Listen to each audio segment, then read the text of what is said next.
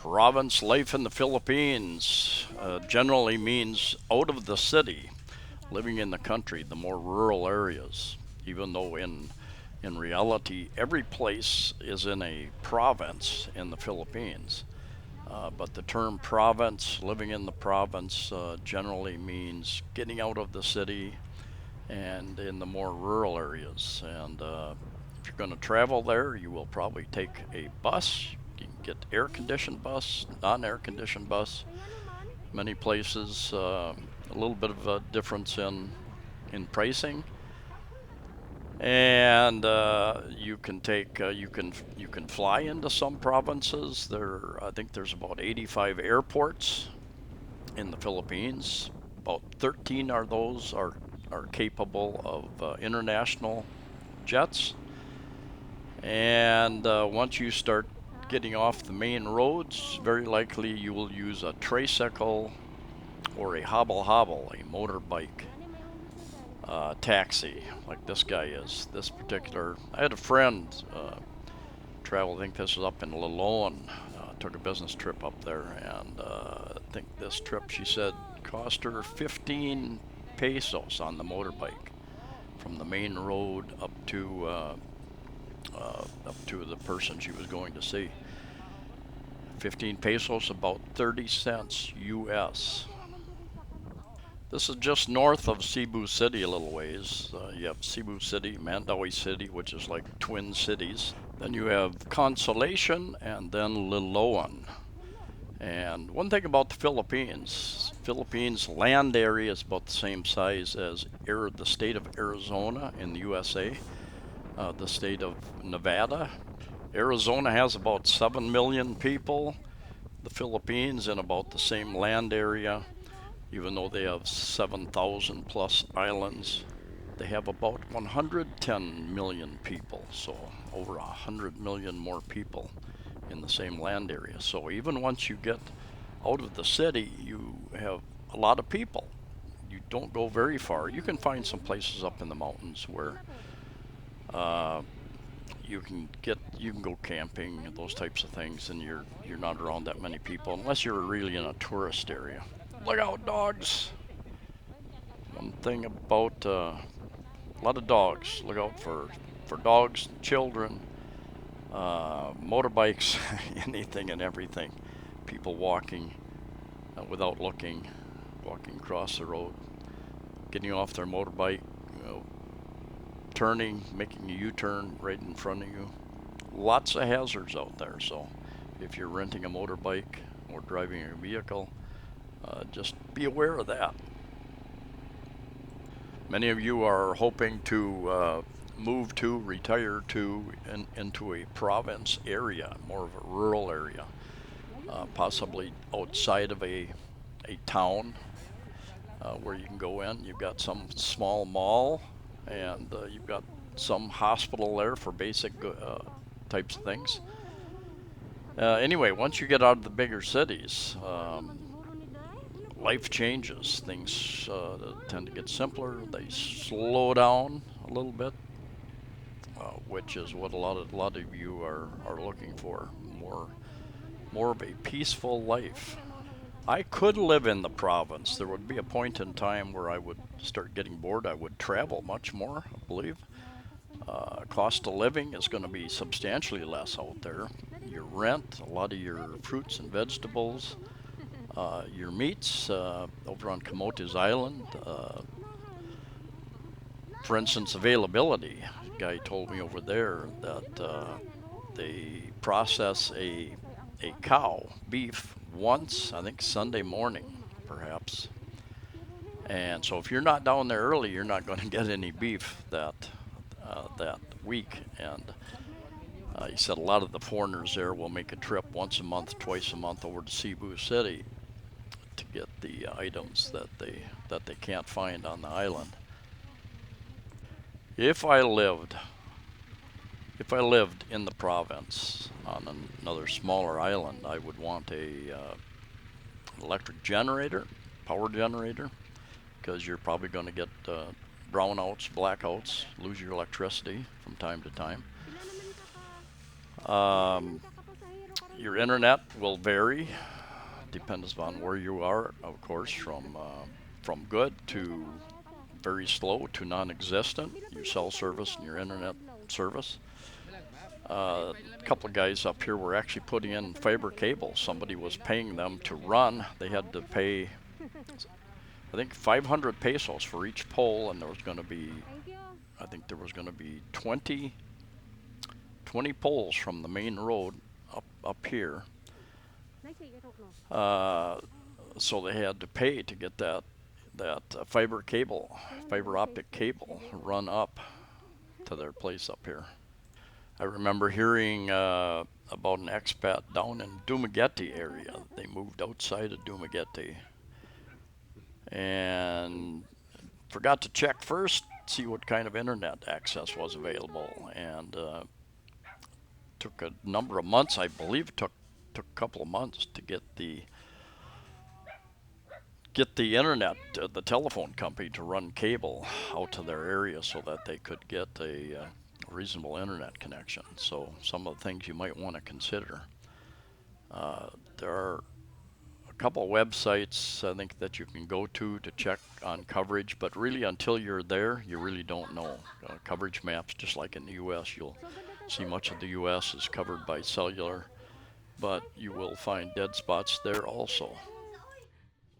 These were the guys installing the fiber internet cable. So it was going to cost the people about 10,000 pesos, about $200 to have just for the poles going out to bring in the wire into their area. And then the monthly rates were the same I'm paying here. I think about 1,300 for 10 megabytes per second and about 1,700 pesos for 25 megabytes per second. Many of you grew up in the country in more rural areas, and you understand the lure to get back to more rural life, more peaceful life. You know, if I was out there, I would at least want some type of garden. And would I want a lot of animals? Not sure. Animals require a lot of time and upkeep. I think probably. But anyway, there's a lot of areas to explore out here. I wouldn't go down any narrow paths any place in any country. I was warned, a guy that I knew from Missouri, he said, don't go down any country roads that you don't know the people down there. They will shoot first and ask questions later. A lot of moonshiners back in those small roads, skinny roads back in Missouri, I was told. Moonshine, for those who don't know, is illegal drinking alcohol, or they might be growing some plants out there that they aren't authorized to grow. Anyway, I've always been with Filipinos when I've walked off. I'm not on this trip, but when I've walked off in these country paths, and they know where they're going. They've got family and relatives up in those areas. Lots of dogs, lots of goats up in here. One thing I would suggest that I like dogs. Most dogs are quite friendly to me, but here in the Philippines, there's a lot of I don't know, they're not wild though. They're not owned, they're not really domestic. They walk the streets, and they are not aggressive generally. They're not aggressive, but if you try to approach them, they will get very defensive. So just stay away from dogs. Dog bites are one of the biggest things that they treat. Animal bites, one of the biggest things that they treat in hospital. In fact, several hospitals I've been in, they've got a animal bite section just for that. I've walked around a number of places. They've got a number of poisonous snakes in the Philippines. I have not seen one yet. I have not seen one, but they're out there, so you need to be aware. Did see a small snake fall out of a tree in Cebu City. ended up getting run over. Some kids picked it up, took it home with them. Not sure what they did with it after that. I bought some goat cheese recently, and it's pretty good. Goat milk is supposed to be a little more healthy than regular cow milk. Some of you know more about that than I do, but I've read that someplace. Goat cheese is difficult to find here. I've found it just a couple of times. So if anybody knows a source for that, I would appreciate that. If you lived in the country out here, you could probably have your own goat and make your own goat cheese. Lots of produce, fish, and meat out in the province. You have your little local markets. This lady was selling fresh fish, and it came down from way at the north end of Cebu Island, from Daan Bantayan area. And when I went to Bantayan Island, a lot of fishing boats up in that area. So that's a big fishing area apparently. I don't know how far they go out, but they supply a lot of fish to many different parts of the islands. And bananas, I think there's like 200 different types of bananas. You can find many different types of bananas around here. Mangoes, very, very abundant. These came from up the road, I think she said, up Danao, another town not so far away. And less than half the cost of what we pay here in Cebu City, I think she said. When I first came here in 2015, I was going to pay a Filipina to do a lot of my shopping for me. I thought what she could save me would probably pay for what I would pay her, even. And she wasn't interested, didn't have the time after working long hours.